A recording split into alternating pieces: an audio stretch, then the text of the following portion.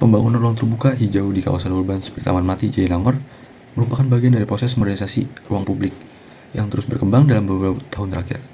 Taman ini bukan sekedar ruang rekreasi, melainkan juga simbol transformasi wajah kota dan bentuk intervensi terhadap tata ruang yang sebelumnya terbentuk secara alami oleh masyarakat.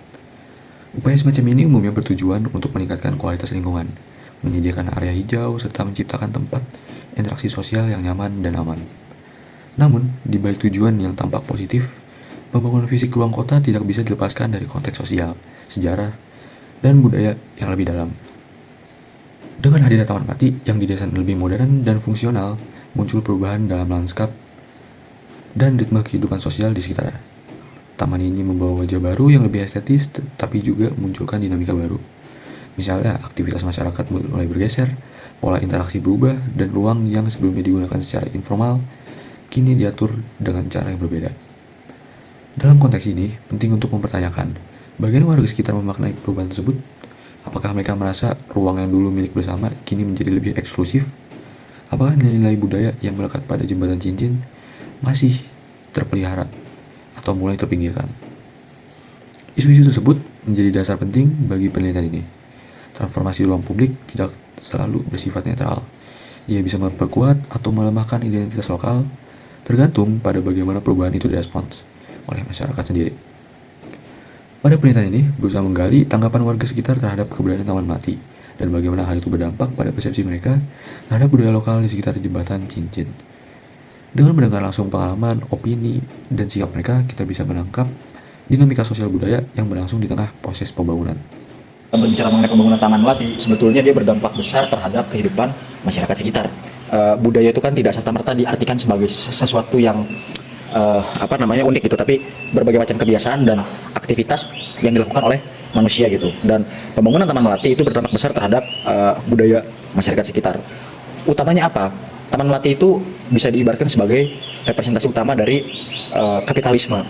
Karena di tengah-tengah lingkungan yang asri ada banyak sawah, perkebunan, dan juga peternakan, bahkan ada makam, dan jembatan cincin sebagai bangunan yang memiliki kekayaan sejarah. Itu muncul objek yang merupakan representasi dari kapitalisme.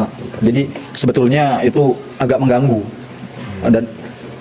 dan terlihat seperti bangunan aneh yang berdiri di lingkungan yang tidak sesuai. Maksudnya seperti bangunan aneh karena berada di lingkungan yang tidak sesuai, dan dampaknya jelas sangat-sangat mengganggu. Yang paling utama adalah pemandangan.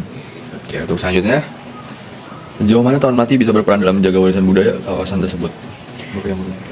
Karena saya ada dalam posisi yang tidak setuju terhadap pembangunan Taman Melati, jadi saya beranggapan ya dia tidak punya kontribusi apa-apa gitu loh untuk pembangunan untuk pelestarian budaya.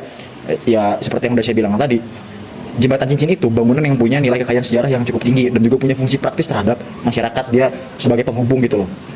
Terus lingkungan sekitarnya juga ada peternakan, pertanian, dan perkebunan gitu loh.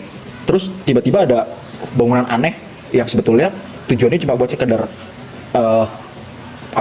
bisnis real estate gitu. Jadi itu nggak ada kontribusinya terhadap pelestarian budaya. Jadi justru yang saya bicarakan adalah munculnya Taman Melati dapat menimbulkan gentrifikasi budaya sekitar.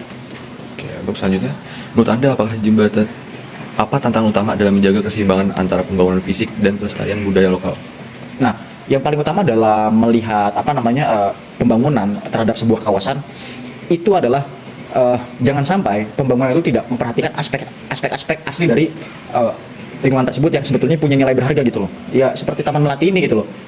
Mungkin buat orang yang tinggal di dalam Taman Melati, mereka bisa menikmati keindahan gitu loh, karena dari dalam mereka bisa melihat keluar. Tapi dari masyarakat yang tinggal di sekitar, mereka terhalang gitu oleh bangunan besar tadi. Itu kan sebuah polusi visual gitu loh.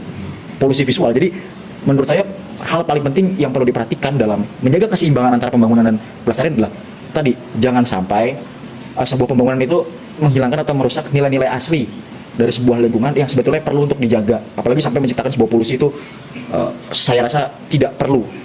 Kalau untuk keberadaan Taman Melati itu sendiri sebagai menurut saya sebagai warga lokal itu nggak mengganggu gitu loh maksudnya.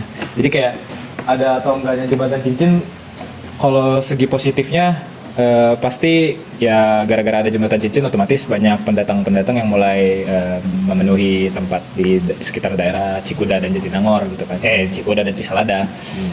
Tapi kalau misalnya untuk estetika dari pedesaannya gitu sendiri menurut saya wajib dijaga ya. Jadi kayak kalau nanti bakalan nambah jembatan cincin satu lagi misalnya jembatan cincin satu lagi nambah taman melati satu lagi itu kayak bakalan ngerusak view yang udah disediakan di daerah sekitar jembatan cincin gitu loh.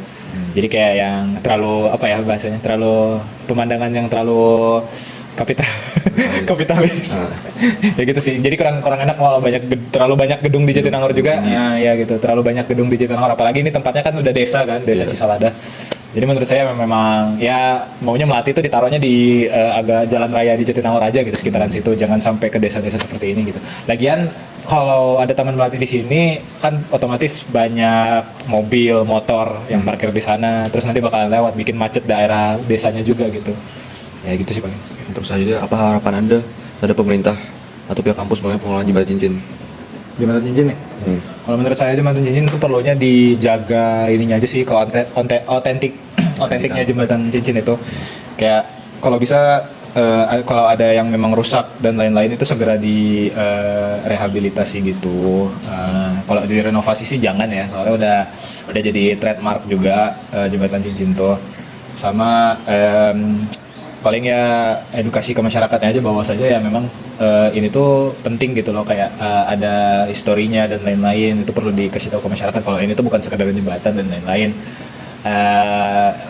Terus untuk pemerintah ya paling ini deh, coba sering-sering sosialisasi ke masyarakat juga gitu kan, jadi kita bisa membangun daerah Cisalada ini ke arah yang lebih benar gitu, nggak di salah satu pihak doang yang diuntungkan gitu kan. Kalau misalnya kita bangun gedung lagi ya itu mah nguntungin pihak yang ininya doang, elit-elit doang kan, yang warga-warga sekitarnya mah gak dapat apa-apa, cuma dapat pemandangan kapitalis doang.